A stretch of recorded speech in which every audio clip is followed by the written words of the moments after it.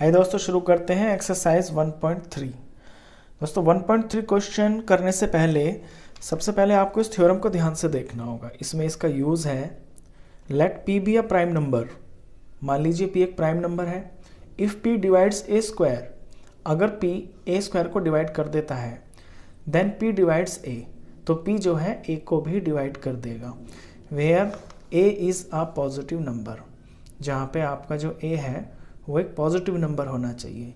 इस बात का ये मतलब है दोस्तों कि अगर कोई ये p है, ये आपके a स्क्वायर को पूरी तरह से डिवाइड कर देता है तो फिर ये a को भी पूरा डिवाइड कर देगा।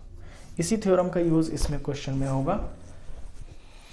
क्वेश्चन फर्स्ट है प्रूव दैट √5 इज़ इर्रेशनल। आपको प्रूव करना है कि √5 एक इर्रेशनल नंबर है। तो इसे दोस्तों कॉन्ट्रडिक्शन मेथड से प्रूव किया जाएगा। तो सबसे पहले मान लेते हैं let us assume to the contrary that √5 is rational. इसे हमने कॉन्ट्रडिक्शन से √5 रैशनल मान लिया। अब क्योंकि √5 एक रैशनल नंबर है तो जो √5 है वो a/b की फॉर्म में होगा, यानी कि फ्रैक्शनल फॉर्म में पॉसिबल है, जहाँ पे a एंड b आर को-प्राइम्स। ये को-प्राइम होने चाहिए और को-प्राइम वो नंबर होते हैं दोस्तों जिनमें 1 से अलग कोई भी फैक्टर कॉमन नहीं होता, यानी कि a और b के अंदर 1 से अलग आपका कोई भी फैक्टर कॉमन नहीं है। अब इसे स्क्वायरिंग बोथ साइड्स करेंगे।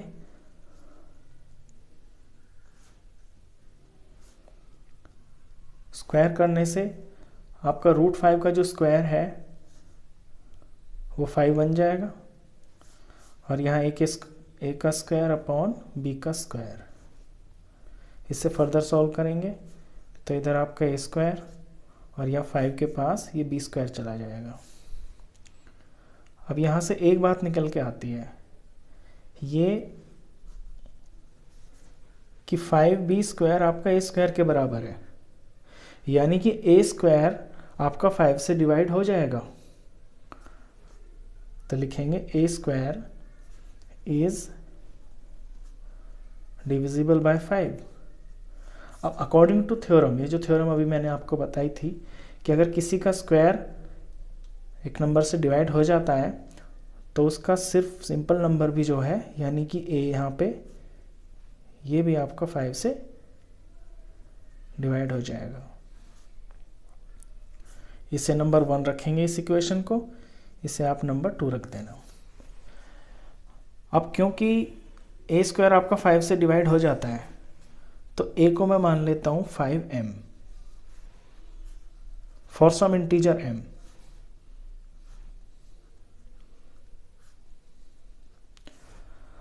अब a की वैल्यू को इक्वेशन 1 में पुट करता हूँ, substituting a is equal to 5m in equation 1।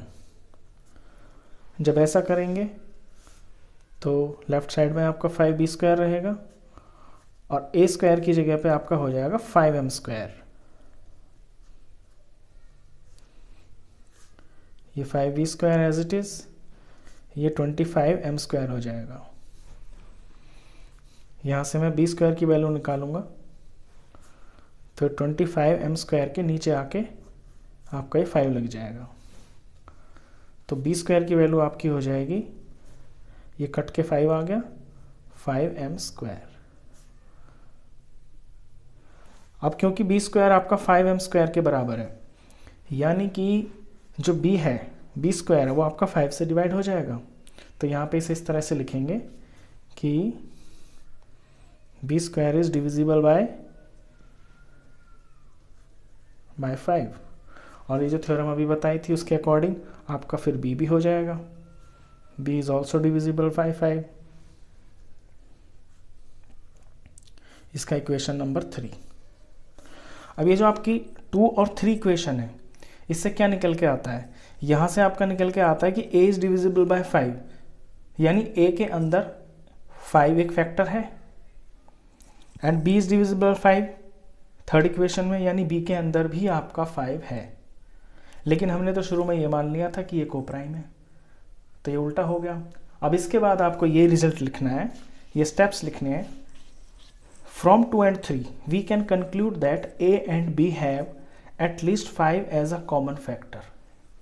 कि ये जो 2 और 3 इक्वेशन है, यहाँ से हम ये कह सकते हैं कि ए और बी दोनों के अंदर एटलीस्ट 5 तो एक कॉमन फैक्टर है। But this contradicts the fact that A and B are coprime. लेकिन ये इस फैक्ट का विरोध करता है जो हमने शुरू में माना था कि ये कोप्राइम है।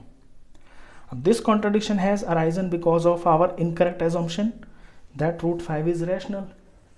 अब ये जो आया है रिजल्ट, ये हमारा गलत मानने से आया है, यानी कि हमने इनकरेक्ट एजम्पशन मान लिया।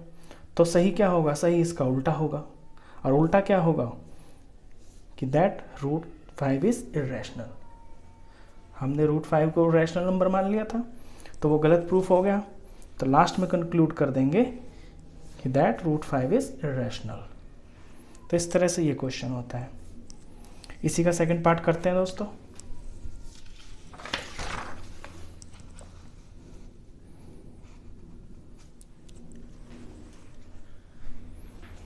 सेकंड पार्ट में प्रूफ करना है 3 + 2 रूट 5 इज इरेशनल। इसे भी कॉन्ट्रडिक्शन मेथड से ही करना है, तो इसे एज्यूम कर लेते हैं। Let us assume that 3 + 2 root 5 is a rational number. Contrary, let us assume to the contrary भी लिख लीजिए आप, to the contrary का मतलब है कॉन्ट्रडिक्शन से हम मान लेते हैं कि एक रैशनल नंबर है। अब अगर ये रैशनल नंबर है तो ये आपका a/b की फॉर्म का होना चाहिए, और जहां पे a और b, where a and b are coprimes, यानी कि 1 से अलग इनके अंदर कोई भी कॉमन फैक्टर नहीं होना।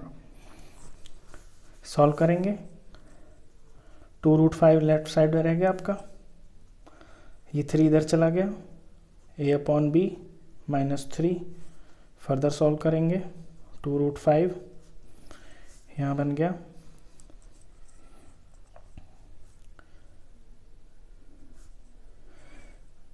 ये दोनों अलग अलग फैक्टर्स हैं, मैं इनको यहीं पे अलग अलग से सॉल्व कर लेता हूँ। ये रूट 5 को मुझे अकेला रखना है, तो a/b के नीचे 2 आ जाएगा और 3 के नीचे भी 2 आ जाएगा। अब रूट 5 आपका प्रूफ हुआ यहाँ से इक्वेशन में कि a/b और ये 2 -3/2। अब a और b आपके इंटीजर्स हैं। जब a और b इंटीजर्स हैं, because a and b are integers, तो इतनी जो वैल्यू है ये आपकी रैशनल होगी। Therefore a/2b -3/2 is rational. ये तो रैशनल हो गई, लेकिन but root 5 is an irrational. Root 5 तो इरेशनल होता है, ये तो फर्स्ट क्वेश्चन में ही प्रूफ किया है। कोई भी रूट के अंदर जो नंबर होता है आपका प्राइम नंबर, वो इरेशनल होता है। This shows that